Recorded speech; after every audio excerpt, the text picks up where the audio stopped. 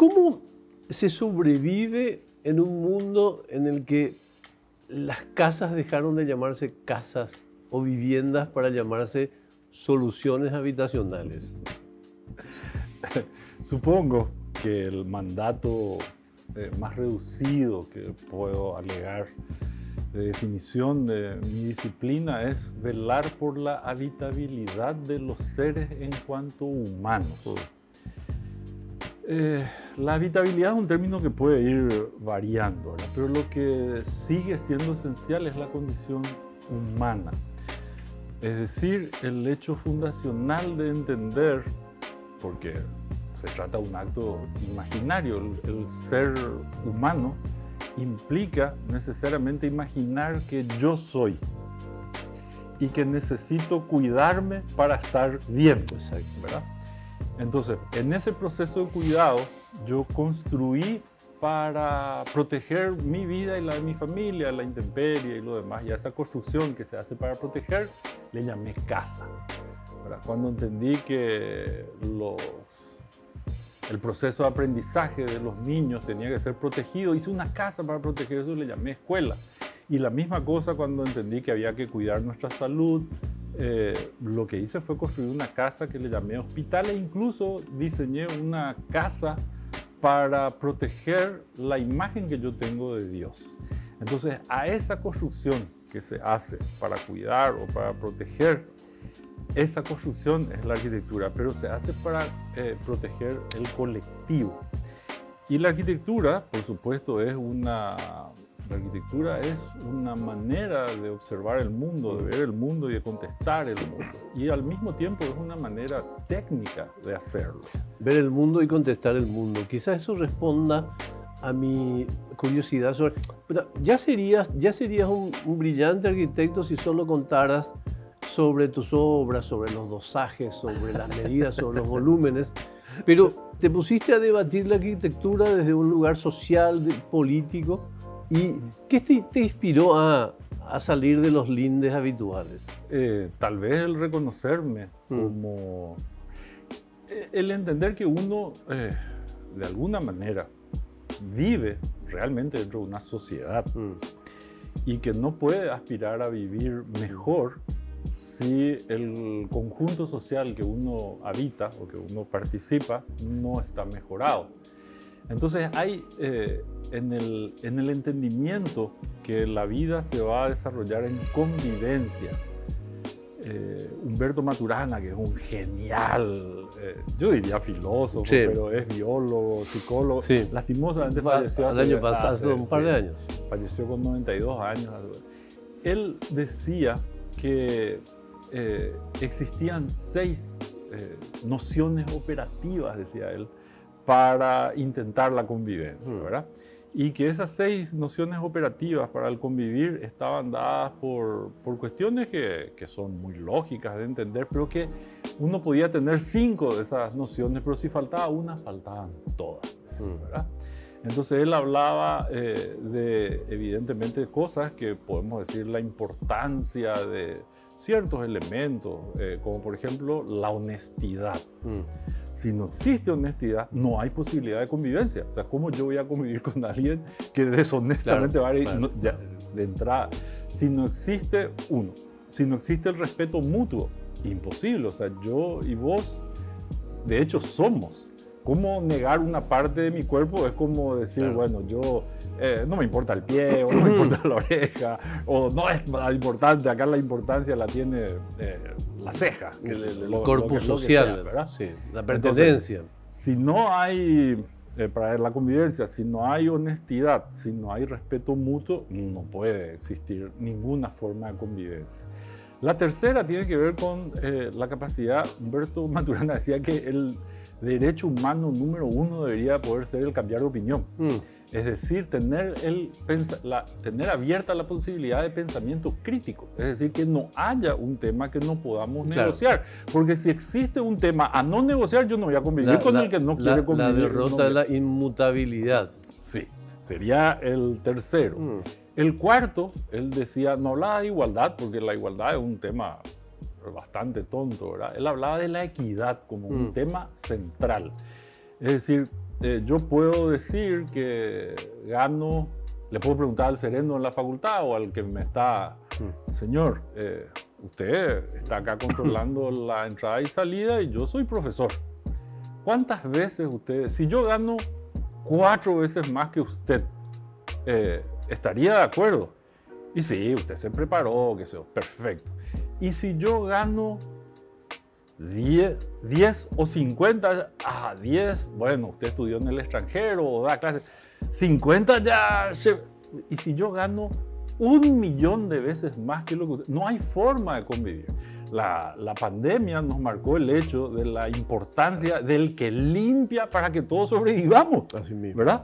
Porque sin esa persona que el virus no decía qué doctorado tenés, claro, o cuánto es tu saldo en la cuenta, ¿verdad? O sea, vos dependías precisa y perfectamente. Fue un sopapo contra la civilización. Y entonces, ¿no? Sobre todo contra la convivencia, sí, y contra la idea de que la convivencia era algo importante porque estábamos todos aislados, o sea, se cuestionaba ese tema. Entonces, volvamos para recapitular, ¿verdad?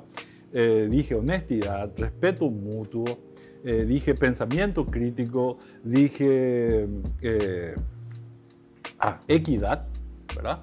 La siguiente, él dice ética. No puede haber convivencia si no tenemos ética, dice él. Porque antes la ética era el bien hacer de algo, ¿verdad? Pero hoy en día el bien hacer de algo ya no basta. Porque yo no puedo velar por mí, el bien hacer que me haga bien a mí y te descuida a vos. Entonces la noción de ética fue cambiando, ¿verdad? Que me haga bien a mí y que no te haga mal a vos es una primera vara. Pero eso todavía cambió más. Porque hoy en día todo lo que no sea que me haga bien a mí, que no te haga mal a vos, pero que nos haga bien a los dos, es el motivo central de cualquier ejercicio. Si un ejercicio dentro un ejercicio de actividad humana dentro de la sociedad no pasa por este tema, evidentemente eso no está promoviendo convivencia y no vamos a poder vivir. Y sí, el último, solo para cerrar los 6, ¿verdad? Él decía que ya no alcanza con la participación. Debemos colaborar, decía él. Si tenemos ganas de convivir, debemos colaborar. Entonces yo antes podía darme, y con eso ahí recién contesto tu pregunta, ¿verdad?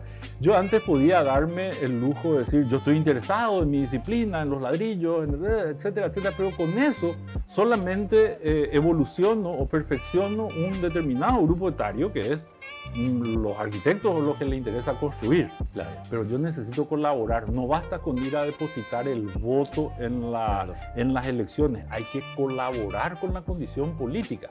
Entonces, si somos capaces de generar eso, ahí vamos a poder convivir. Fortaleciendo esa convivencia, tiene sentido poder conversar, dar vueltas juntos. Tolerame esta ironía. De cualquier manera se puede ser arquitecto tranquilamente en la vida sin todas estas cargas de reflexiones que son tan vitales. Yo supongo que tal vez sea hasta más fácil en cierto sentido, ¿verdad? Pero yo también creo que el ser humano tiene una condición de bondad intrínseca. Sí.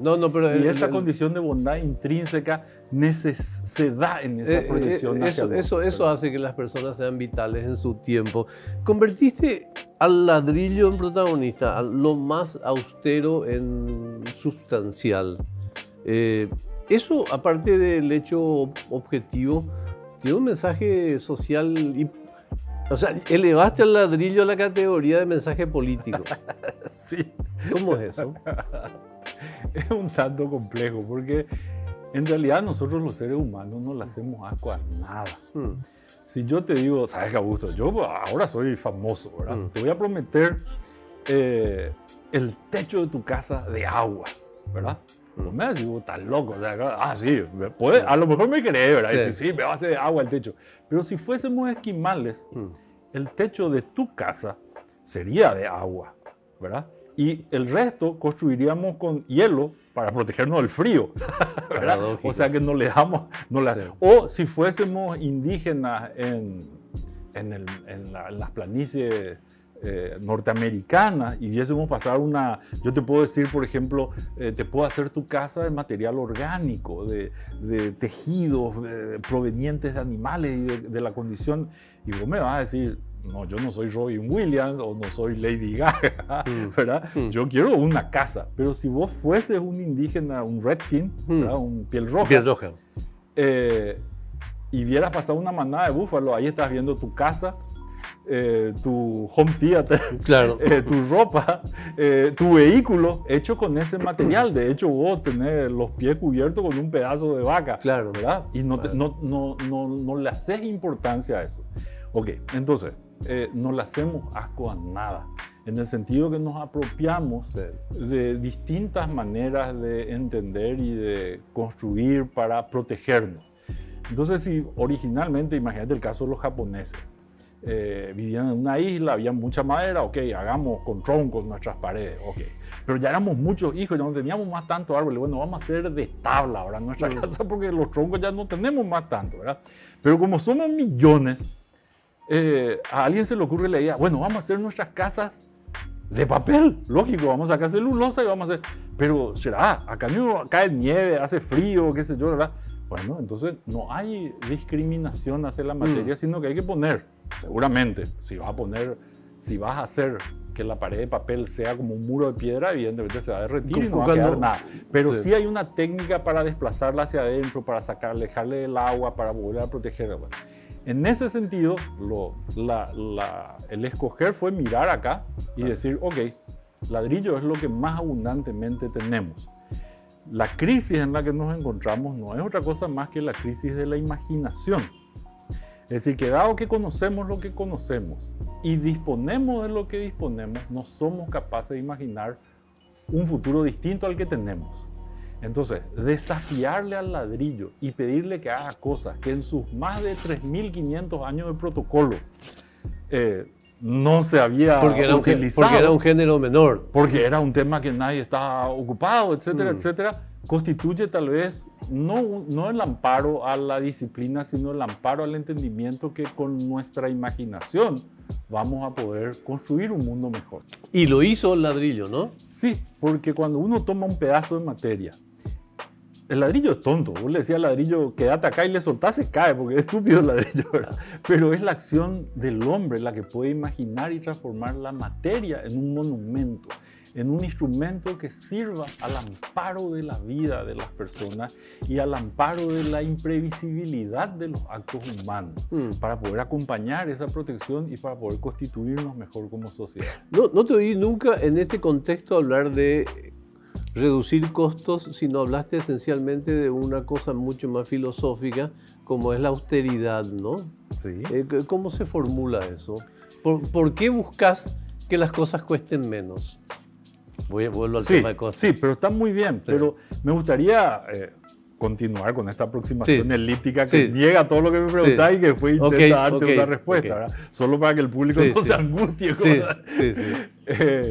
Tal vez cuando nos descubren en 1496, había un monje, que en ese momento se me fue el nombre, increíble, que fue el que hizo, era un monje matemático, Luca Pacioli, que estableció por primera vez, observando a los venecianos, una manera de utilizar una herramienta más moderna para controlar el comercio que ellos llevaban, ¿verdad? De hecho, hizo un libro sobre esa aproximación y qué sé yo, que era un libro sobre geometría, matemática, proporcionalidad, etc. Y le pidió a Leonardo que le grafique. De ahí sale el hombre de Vitruvio, en ese lugar. Eso todo pertenece a este libro de matemática como herramienta para... Y él, por primera vez, detalla el doble asiento en la contabilidad para lo que posees en el haber y lo que egresa en el debe. Y esa es una razón interesante. Es un arma poderosísima que por primera vez aparece en la historia y cruza el océano hacia acá. Cuando nuestro muy reconocido José Gaspar Rodríguez de Francia asume en los cuentos de Augusto, ¿verdad? Del otro, tu tocayo, ¿verdad? Sí. Aparece precisamente el interés de él por llevar un correlato perfecto de las actividades, de la condición matérica de lo que había acá en el Paraguay, ¿verdad? Entonces él comienza a hacer en el asiento: acá entró tanto dinero, qué sé yo, cultivamos tanta materia, exportamos tanto, sacamos, vendimos, etc. E intenta escribir en estos grandes folios, llevar una contabilidad apenas 200 años después de que para eso era una herramienta, era como decir, tenía la inteligencia artificial más desarrollada de la época. Pero como él pasó a ser dictador, él comenzó a usar esos cuadernos como su diario personal.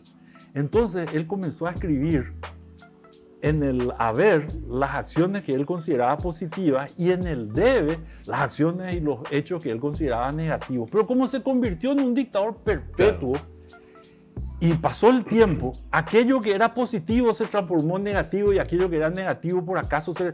Y entonces Augusto nos pone frente a un libro maravilloso de una persona que intenta el equilibrio, sí, que habían pregonado, un balance y un equilibrio que da sentido a la interrelación de una sociedad que empieza a entender el mercado como el placebo o sustituto de la sociedad. Y empezamos a entendernos más como mercado que como sociedad. Pero aquí, en Sudamérica, y hay un librito fabuloso, así chiquitito, que se llama, de Bartomeu Meliá, donde detalla el don y la venganza como formas de economía guaraní, el yopoy. Yopoy. El yopoy, que la gente muchas veces detalla como si fuese el regalo o el don, en realidad es un poco más complejo, sí, que el don, porque no es solo el hecho de regalar, sino que alcanzar una suerte de reciprocidad final, porque el objeto transaccional no es de lo que se trata la mediación de relación entre nosotros, sino que es la propia relación. Entonces, por ejemplo, en Paraguay hay ejemplos de yopoy fantásticos. Por ejemplo, voy a llevar electricidad a tal comunidad, ¿verdad? Y son no sé cuántos kilómetros y tengo que llevar el tendido, qué sé yo, todo genial. Eso tiene un determinado costo que va a ser saldado por el acuerdo con la tribu, ¿verdad? Contra 20.000 plantines de vegetación silvestre. Fantástico, un lindo acuerdo. Viene la ANDE, para decir con todas sus letras, le coloca todo por el acuerdo homologado. Y cuando llega el momento, el cacique toma la voz y dice: ¿saben qué? Les agradecemos la electricidad y todo lo que significó para ustedes, pero nosotros llegamos a este momento diciéndoles que no hemos podido cumplir con el acuerdo, porque a nosotros 20.000 plantines nos parecieron demasiado poco.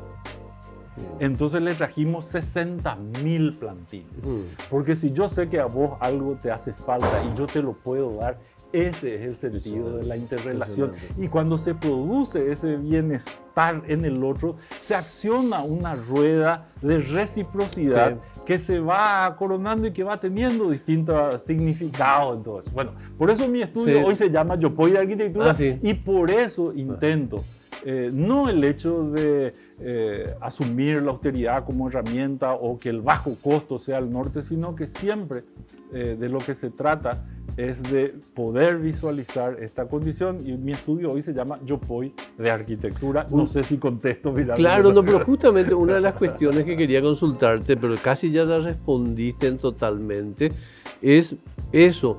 En una mirada ignorante de la arquitectura y los hechos arquitectónicos, siempre tuve una especie de envidia de por qué en civilizaciones de América, donde la piedra estuvo más presente, tenés los aztecas, los mayas, los andinos en general, y tenés al guaranítico, salvo en su momento jesuítico, carente de...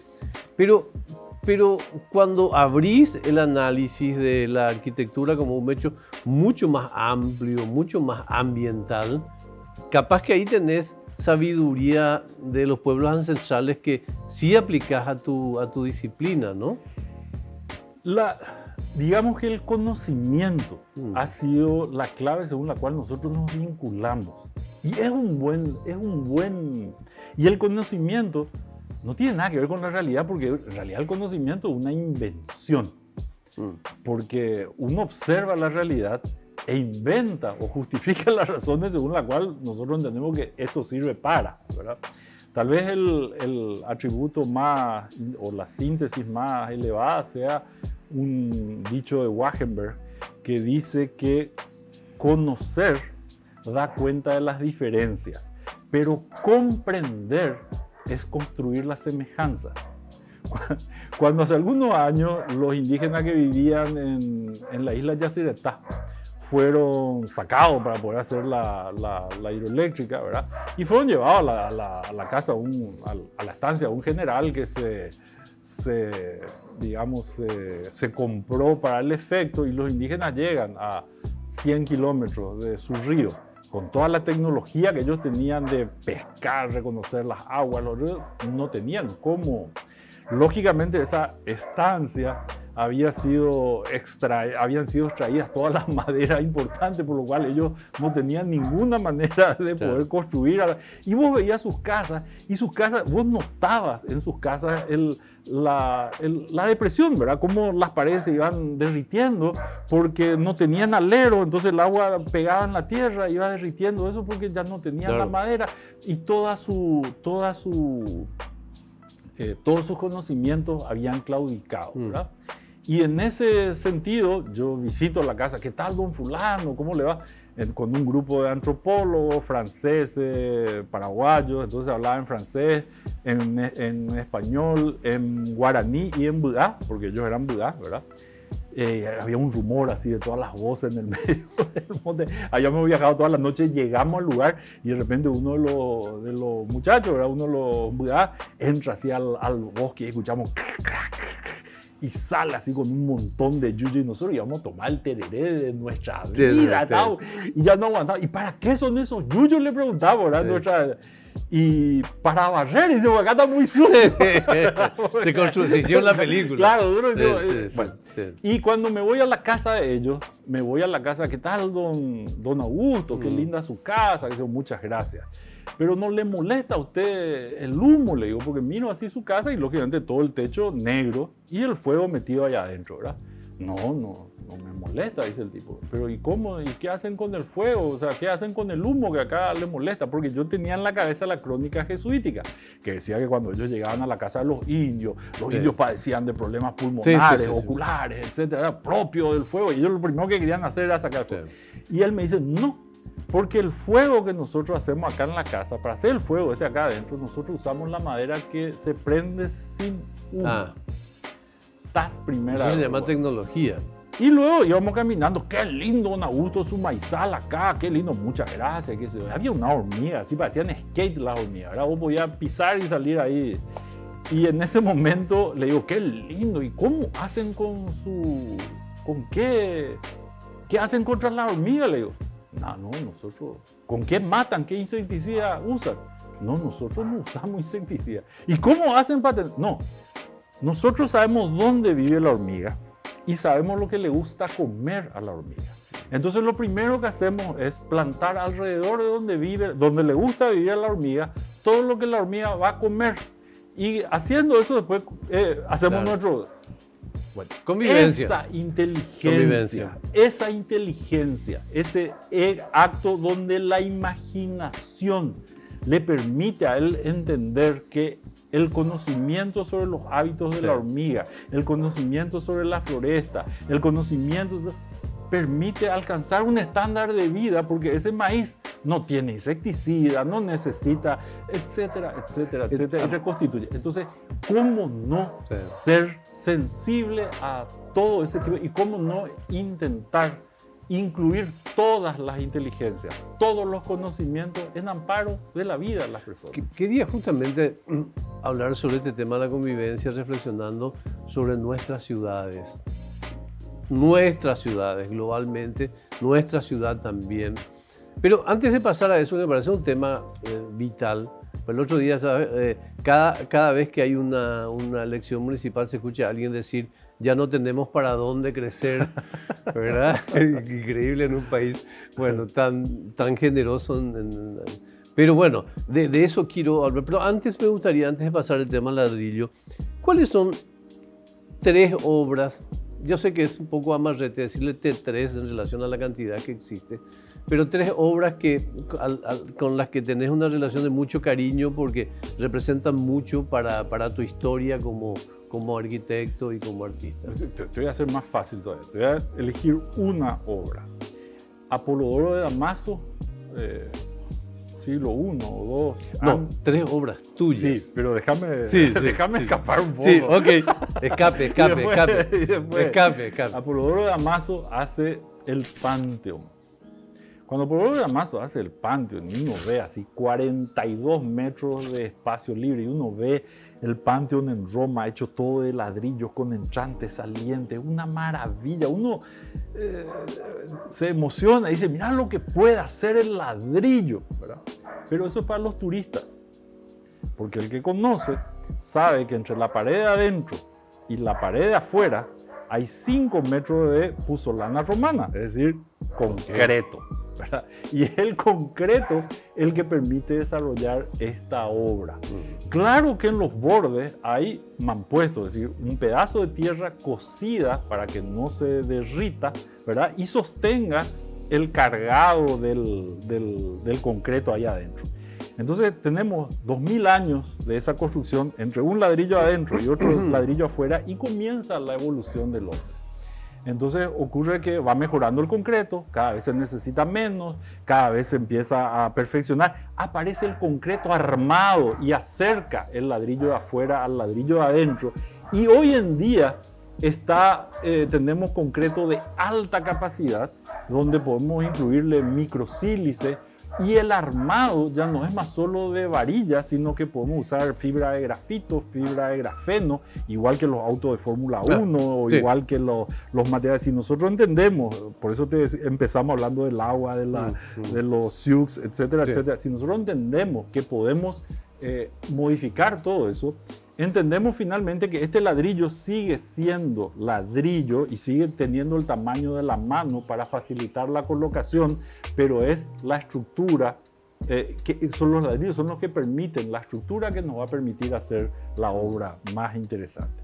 Con esos ladrillos nosotros nos imaginamos entonces que para todos los dioses construimos 42 metros de espacio libre y es una construcción que reclama una inteligencia brutal. Pero si vos conocés el Panteón llega a la cúpula allá y la parte más jorobada es cuando se ve el horizontal arriba, porque eso es lo que más intenta caerse. Entonces, ¿qué hicieron ellos como técnica? Eliminaron esa parte central y en el medio del Panteón lo que vos tenés es un agujero y ahí cae la lluvia, claro, y qué sé yo, fantástico, ¿verdad? Ok. Esa es una visión de las cosas.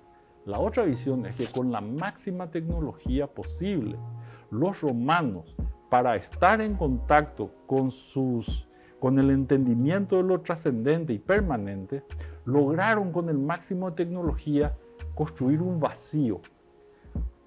Construyeron el vacío para desde ahí observar las estrellas, el universo, los cambios climáticos, el paso del tiempo, etcétera, etcétera. Entonces pusieron a disposición su máximo entendimiento sobre la materia y con ella lograron amparar incluso sus ideas más abstractas, claro, como es construir el vacío, claro, que supuestamente está en todos lados, claro, claro, pero ellos logran definirlo de esta manera.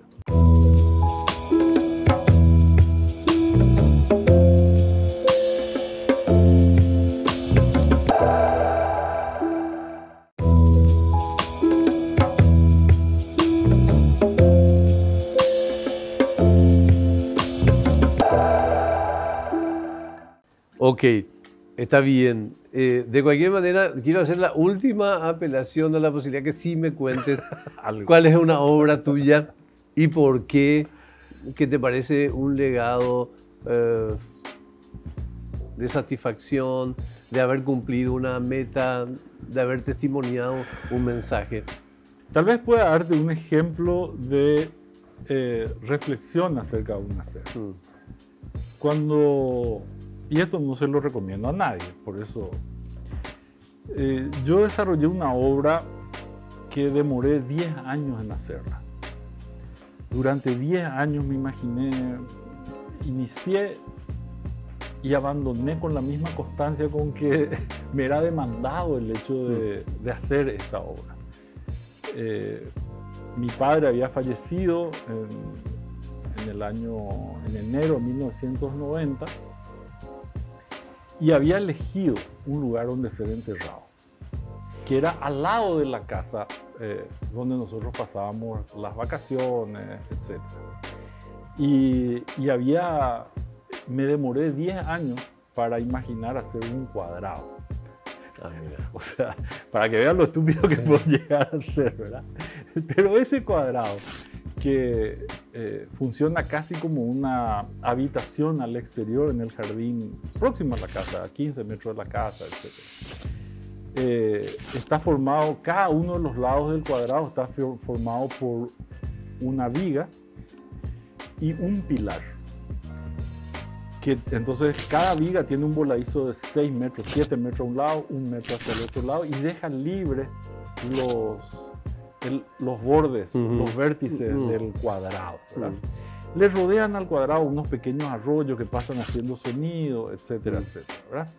Todo eso está hecho en hormigón y como para tener ese voladizo que de casi 7 metros requiere 1,10 metros más o menos de alto, que es la altura normal de una baranda, ¿verdad? Entonces esa viga está puesta desde los 10 o 15 centímetros del suelo como para que se vea pasar por abajo y llega como hasta 1 metro.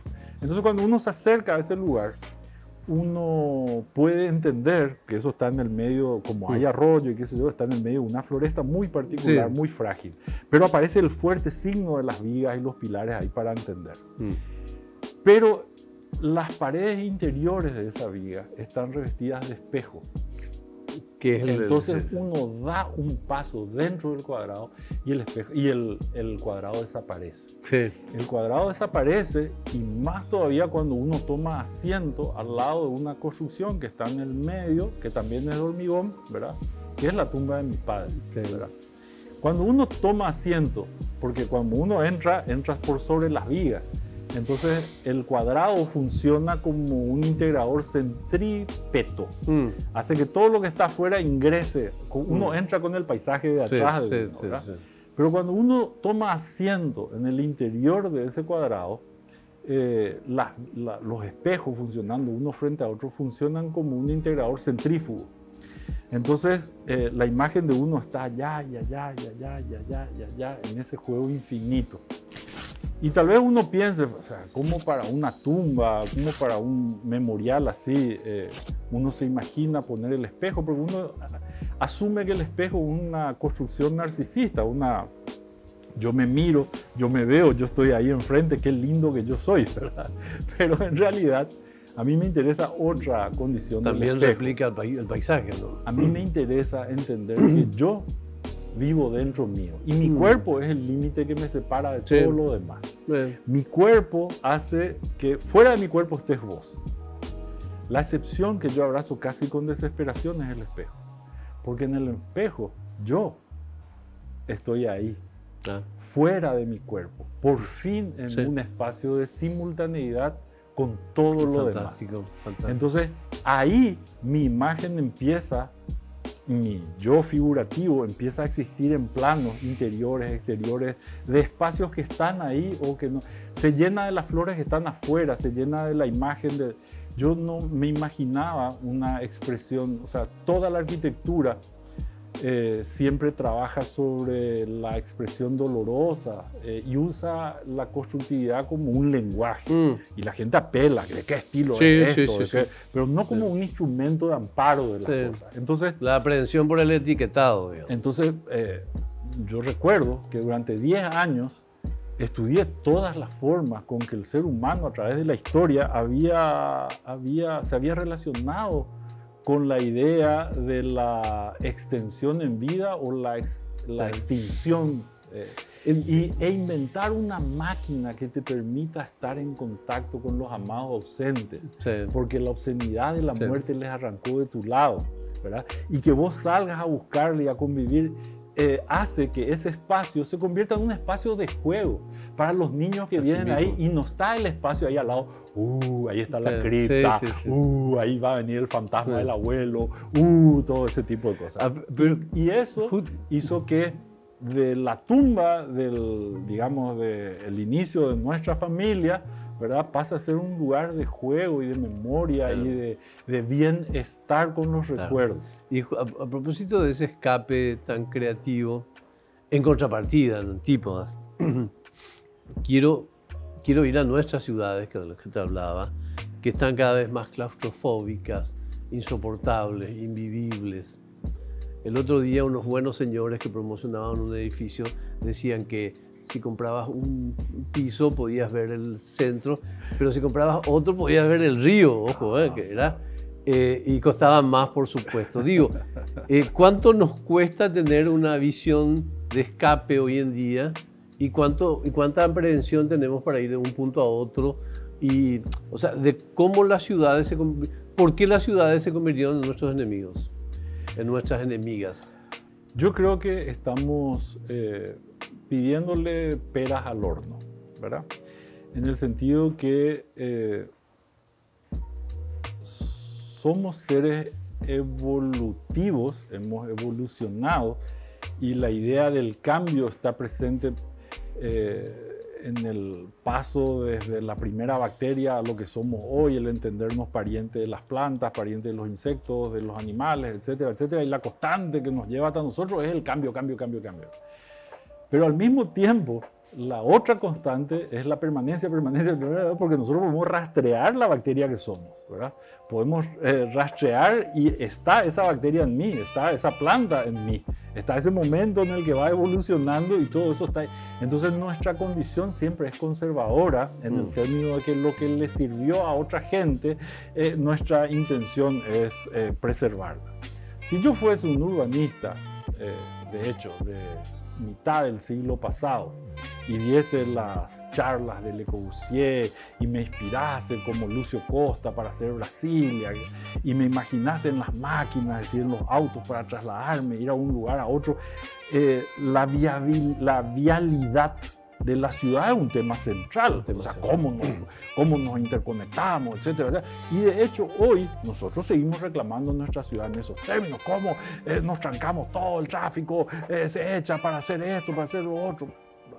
Y damos por descontado cuestiones, porque intentamos todavía que se trate, que los cambios simplemente sean cambios en la jerarquía, es decir, que no entendemos que estamos frente a un mundo nuevo, sino que aspiramos a un nuevo orden, pero no entendemos que estamos frente a un mundo nuevo. Si yo voy a diseñar una ciudad, que de hecho es un ejercicio constante que hacemos en la facultad, eso de diseñar las ciudades, vamos a empezar a pensar la ciudad desde qué va a respirar la gente.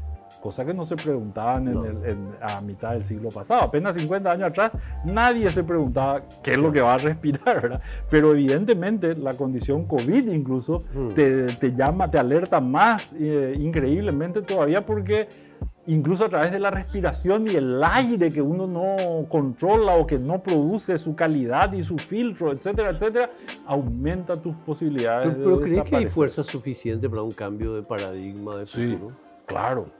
Lo que existe, o sea, existe sobre todo en sociedades donde nosotros le llamamos tradición a cosas que tienen 5 años. Me hace gracia porque yo vengo de un colegio, seguramente vos también, porque sos amigo de mi tío, ¿verdad?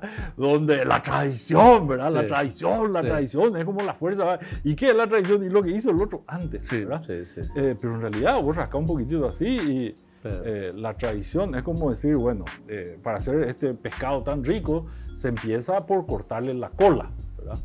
Y esa es la tradición, el plato viene con ese pescado con la cola cortada, pero si vos te vas para atrás y preguntas por qué el primero que hizo esto cortó la cola, ¿verdad? Y es porque la sartén era chiquita y para que no quede la cola afuera. Para no citar que lo más tradicional en América puede tener 100 años, 150. Bueno, porque nosotros somos, incluso, y esa es una reflexión interesante, que nosotros en Sudamérica somos más geográficos que históricos, porque las fuerzas que nos influyen más son geográficas y ambientales más que la historia. Ahora, ¿no te preocupa que eso mismo que vemos en el macro de las ciudades odiosas, antipáticas, se traslade también al micro de las tendencias que tiene este chico brillante, exitoso, que logró con un buen empleo construir su casa y tiene que tomar opciones y de nuevo toma las opciones? No sé, te daba un ejemplo exagerado. ¿Para qué vamos a poner pasto? ¿Por qué no ponemos un pasto sintético? No sé, digo, ¿en qué medida estamos convirtiéndonos como el nombre nuevo del grupo del Indio Solari? Esto que se llama ahora los fundamentalistas del aire acondicionado. Ya, vamos, las bandas ya no corren. Sí. O sea, ¿qué hacemos para trabajar ese concepto de construir una casa con más verde, con más... Y la responsabilidad acerca de quiénes somos. Porque la visión individual tiene que poder comenzar a hacer la reflexión. Tenemos que empezar a preguntarnos si lo que querían mis padres hace 50 años, que es fluidez en el tráfico, por ejemplo. Acabo de venir de Curitiba. Curitiba, fantástica. Las calles, las avenidas, se olvidaron de limitar el tamaño de la ciudad. Es gigantesca. No hay nadie. ¿Cómo van a sostener una densidad tan baja? ¿Cuánto le debe estar costando la eficiencia en el transporte si la cantidad de combustible y energía que están dilapidando por el hecho de no concentrar la ciudad? Y concentrar la ciudad no es concentrar en pérdida, sino concentrar los atributos que nos permitirían vivir mejor. Es decir, que si yo voy a hacer pasar por acá 10.000 personas por esta vereda, es probable que esa ya no me sirva, es probable que yo necesite una vereda más ancha, y teniendo una vereda más ancha, es probable que necesite ponerle árboles, y es probable que... Pero si yo tengo densidad baja, yo no voy a hacer eso. Y lo que hago es una extensión infinita, ocupación como mancha de aceite, y sobre todo, y lo peor de todo, es la segregación, la exclusividad. La exclusividad por signo, ¿verdad?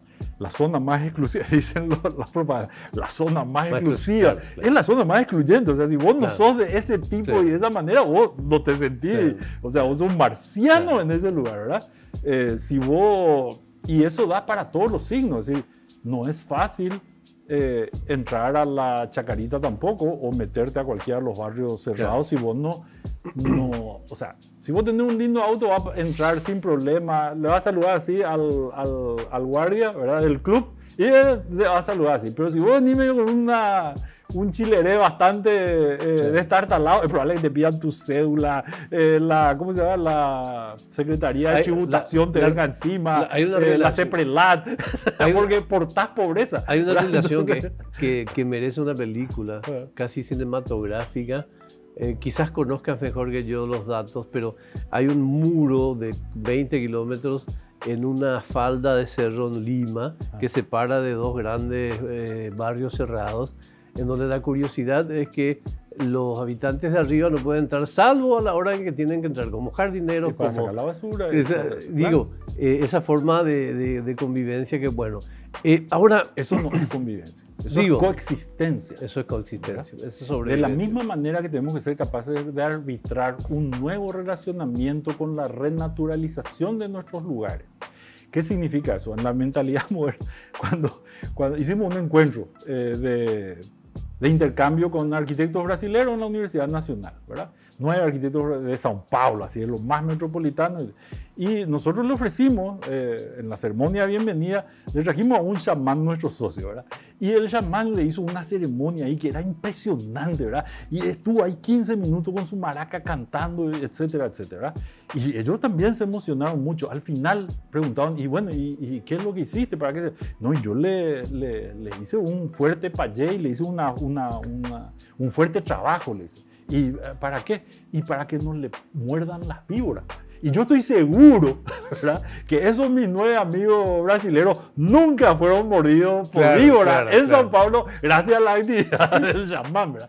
Pero eso significa que nosotros tenemos que volver a renaturalizar. Y la naturaleza al natural no es habitable salvo con un nivel de conocimiento o con un nivel de infraestructura que nos pueda poner en relación sin ponernos en peligro. Eso necesita mucha imaginación. ¿Cómo ves la escuela de arquitectura? ¿Qué cosas te dan esperanza? ¿Qué cosas te inquietan? Y digo, incluso genéricamente, ni siquiera hablo de alguna facultad en particular, de la escuela de agricultura, arquitectura. Me interesa mucho este momento en que celebro ser sexagenario, ¿verdad? Uno, porque por fin puedo llegar a empezar a ser un viejo verde. El problema de ser sexagenario, y te hablo con 2 años de experiencia, es que no te puede pasar nada que se lleve a la crónica policial. No, porque eso es. Claro. Somos los candidatos especiales, porque a los sexagenarios le pasa de todo, ¿verdad? Sí. Sexagenario fue violado, sexagenario fue robado, sexagenario fue asaltado. Dicho eso, ¿verdad? Sí. Le rompieron el corazón, le abandonaron, le sacaron. Bueno, al sexagenario, ¿verdad? Lo bueno de ser sexagenario es tener una visión en perspectiva de las cosas. Yo recuerdo cuando mi padre lograba invitarle a mi madre para ir a Santiago de Chile a ver un juego de Cerro Porteño. Lógicamente, mi madre es fanática olimpista y mi padre también. ¿Por qué se iban a ver un juego de Cerro Porteño? O sea, tomaban un avión y se iban para allá. Porque el hotel se pagaba con un jabón, porque el viaje se pagaba con un papel higiénico, porque Chile estaba en una crisis económica y política, social, estructural, que no era soportable. Se desmantelaba, ¿verdad? Por eso podían viajar, porque llevaban así una gruesa de cigarrillos, una botella de algún licor que está perfectamente permitido, y vos te ibas al hotel y pagabas la cuenta con una caña Tres León que llevaba de acá, ¿verdad? Y era fantástico, ¿verdad? Y lógicamente de eso a los Chicago Boys, al desarrollo y al potencial chileno, a ser considerado la Norteamérica del Sur, etc. Y nuevamente ahora al declive, a los paraguayos trabajando como esclavos en determinadas fincas, al hecho del abandono de determinadas áreas de la condición extraordinaria natural para ser consideradas áreas de pérdida ambiental por la extracción de cobre o de mineral así que destruye y acepta, y todo ese tipo de cosas que lleva a este tipo de confrontación y reflexión donde están buscando nuevamente una salida. Con 60 años nosotros ya vimos eso, ya vimos lo que era el cuidado que los americanos ahora dicen, pedimos disculpas por el entusiasmo que pudimos tener generando la Escuela de las Américas y enseñándole manicura a los generales de su época, etcétera, etcétera, y ahora estamos un poquito arrepentidos de eso, etcétera, y uno puede ver todo eso, y uno puede entender que los procesos se pueden dar y que uno realmente es lo que hace, y que eso que hace cambia todo. Entonces, si el derecho humano número 1 es cambiar de idea, vamos a cambiar de idea. Vamos a ser un poco más inteligentes. Vamos a salir a cuidarnos. Vamos a hacer que nuestra sociedad y nuestra vida tenga sentido en torno a una sociedad y no en torno al mercado. Vamos a hacer que las razones por las cuales alguien sea gobernante no sean solamente las de las razones financieras, que la herramienta de Luca Pacioli, ¿verdad?, no sea solamente para que con la idea del Fondo Monetario Internacional de incluso hoy en vigencia saber de dónde viene la plata, de dónde va, qué sé yo, para equilibrar y mantener, sino al contrario, para desbordarnos en la generosidad del hacer para dar y reconstituirnos como oportunidad de vida. ¿Te parece que esos debates están presentes hoy en día en la escuela de arquitectura? No. Y cuesta muchísimo. Deberían estar, ¿no? Y yo creo que nosotros vivimos en un momento donde el consumo anestesia demasiadas cosas todavía. y donde la producción de los bienes que consumimos está relativamente lejana, por lo tanto no percibimos el impacto negativo que tienen esas producciones. Por ejemplo, en Paraguay hay mucha gente que se creen industriales de motocicletas, por ejemplo, ¿verdad? Cuando en realidad ellos son ensambladores de motos chinas, y lo que sí fabrican industrialmente es discapacidades por accidentes de tránsito, por la gente que adquiere ese tipo de cosas y no tiene, son industriales del dolor y de la limitación humana, pero no son industriales en términos económicos. Aún así, eso hace que el no tener un caballo o el no irnos caminando a la esquina hace que les sea muy difícil de respirar a los chinitos allá, y ese aire viciado no se queda geográficamente por la división política en sus fronteras, sino que a nosotros nos toca respirar, y nos cuesta todavía entender que estamos ante un nuevo mundo, y todo el mundo intenta todavía un nuevo orden.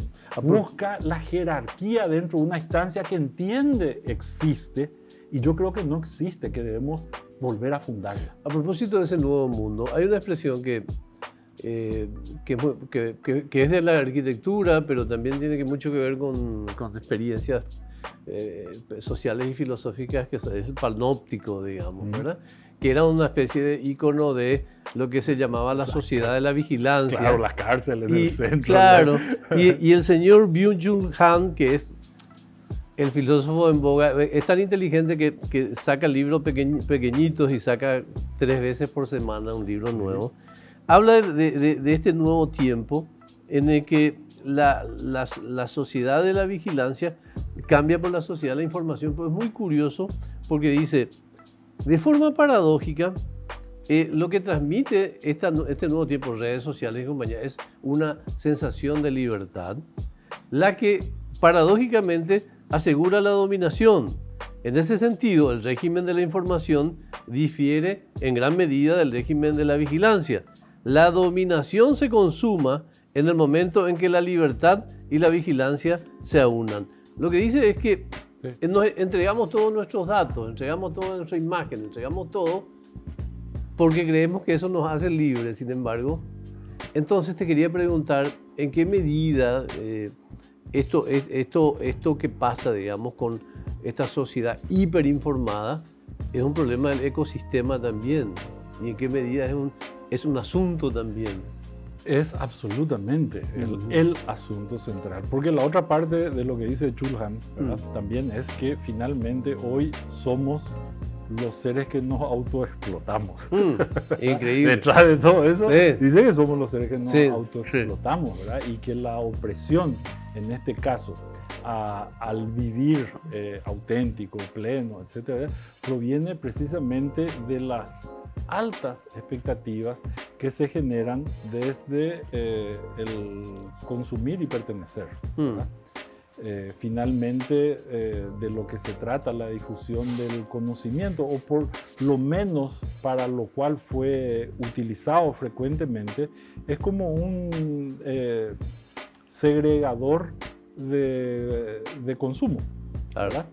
En el sentido que es muy simpático, porque la gente todavía piensa como en el siglo pasado o como siglos anteriores. Por ejemplo, en el caso de una escuela de arquitectura, que uno va a estudiar arquitectura y que va a ser licenciado, terminás, es decir, que ya adquiriste todos los conocimientos que tenías que haber adquirido, porque las cosas no cambian tan rápidamente, etc.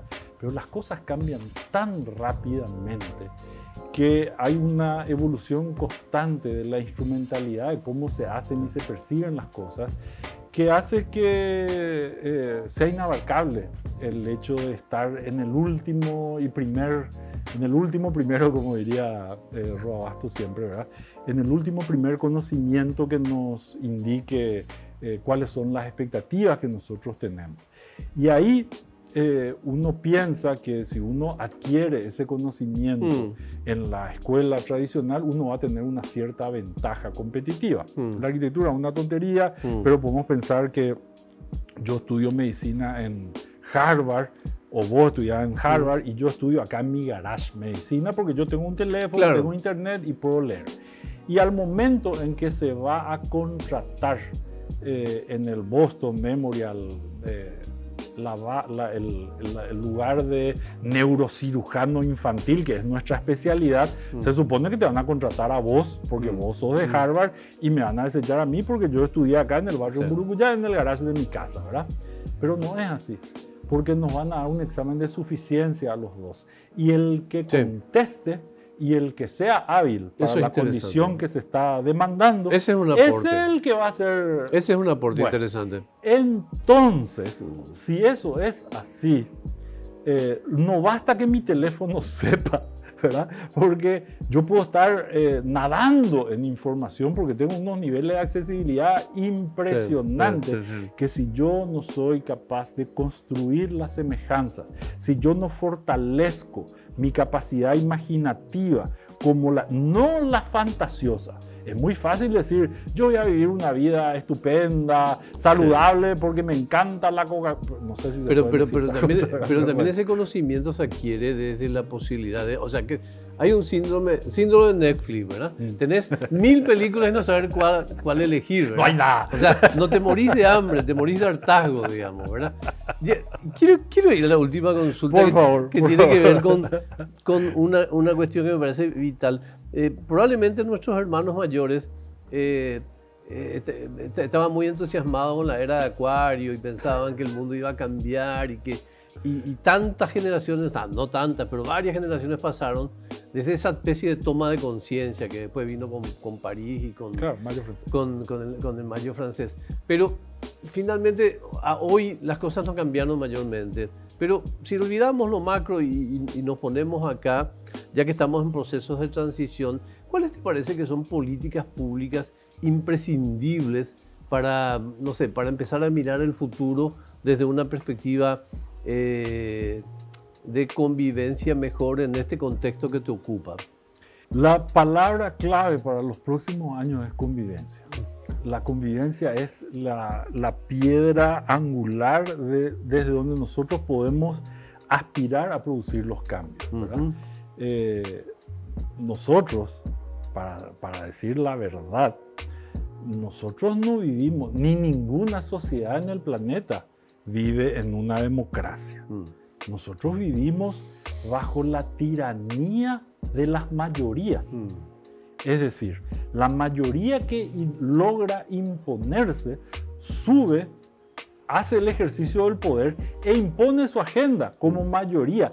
Y no le importa, está legitimada por el mayorazgo, ¿verdad? Y no le importa el resto de la sociedad porque no tiene su punto de vista, ¿verdad? Entonces, si nosotros queremos aspirar a sobrevivir en una sociedad mejor, la convivencia es la llave para poder abrir. Esa convivencia va a hacer que se ve en la necesariedad del otro. Cuando nosotros vivimos con piloto automático en nuestra sociedad y resulta ser que nos relacionamos con 10 personas, con 20 personas, porque llegamos al lugar de trabajo y ya está limpio. Salimos del lugar de trabajo y desaparecen mágicamente nuestros desechos. Nos subimos a nuestro vehículo que contamina el aire de todos, pero que a mí me traslada en silencio y con sonidos. Y ejercito una serie de actividades que me aíslan absolutamente de quién soy, que soy en los otros.